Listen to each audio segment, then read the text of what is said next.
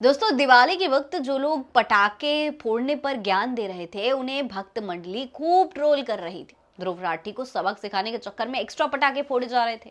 दिल्ली की सीएम रेखा गुप्ता ने तो दोस्तों सुप्रीम कोर्ट से ग्रीन पटाखों के लिए अनुमति भी मांग ली थी कि भैया हम तो बहुत कंट्रोल्ड तरीके से जो है पटाखे फोड़ने वाले हैं। दिल्ली में प्रदूषण के आतंक को कम करने के लिए रेखा गुप्ता की सरकार ने आर्टिफिशियल रेन कराने की मांग कर ली थी। पूरी नौटंकी रच दी थी। इस नौटंकी में 34 करोड़ रुपए फूंक दिए गए। इतनी बड़ी रकम फूकने के बावजूद दोस्तों क्या हुआ? बारिश की एक बूंद तक नहीं बरसी और ना ही प्रदूषण किसी तरीके से कम हुआ।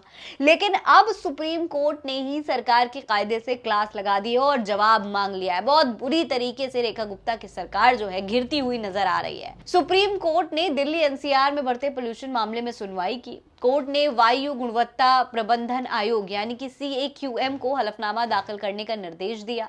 चीफ जस्टिस BR गवाई और जस्टिस के विनोद चंद्रा की बेंच MC मेहता केस की सुनवाई कर रही थी। सीनियर एडवोकेट और न्याय मित्र अपराजिता सिंह ने कोर्ट को बताया कि दिवाली के दिन 37 में से सिर्फ 9 एयर क्वालिटी मॉनिटरिंग स्टेशन ही लगातार काम कर रहे थे।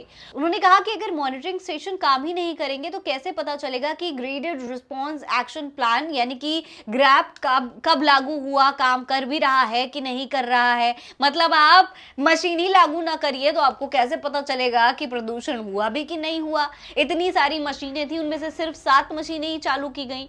CAQM को स्पष्ट डेटा और एक्शन प्लान पेश करने का निर्देश दिया जाए, ये बात उन्होंने कही है। कोर्ट ने CAQM से पूछा है कि दिल्ली NCR में पोल्यूशन को गंभीर स्तर पर पहुंचाने से रोकने के लिए अब तक आपने क्या क्या कदम उठाए, जरा बताइए। कोर्ट ने कहा कि पोल्यूशन को गंभीर स्तर पर पहुंचने का इंतजार मत किया जाए, बल्कि समय रहते जल्दी से जल्दी कदम उठाया जाए, क्योंकि पोल्यूशन जो है बहुत ज्यादा बढ़ चुका है। CAQM के वकील ने कहा कि मॉनिटरिंग की जिम्मेदारी CPCB की है। इस पर अतिरिक्त सॉलिसिटर जनरल ऐश्वर्या भाटी ने भरोसा दिलाया है कि सभी एजेंसियां रिपोर्ट दाखिल करेंगी। दोस्तों, आपको जानकर हैरानी होगी कि CPCB के अनुसार दिवाली के बाद दिल्ली की हवा में प्रदूषण के छोटे छोटे कण यानी कि PM 2.5 का लेवल पिछले 5 सालों से सबसे ज्यादा बढ़ गया है।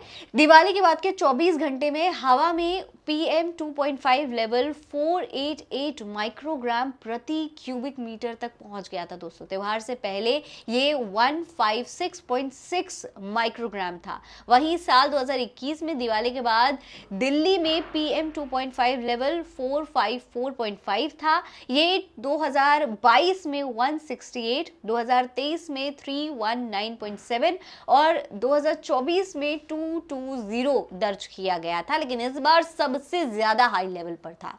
सुप्रीम कोर्ट ने 15 अक्टूबर को दिवाली के दौरान दिल्ली NCR में ग्रीन पटाखों की सीमित बिक्री और उपयोग की अनुमति दी थी। दोस्तों, हालांकि कोर्ट के आदेश के खिलाफ दिल्ली NCR में दिवाली में पूरी रात आतिशबाजी हुई। किसी ने सुप्रीम कोर्ट की बात का कोई वैल्यू नहीं दिया।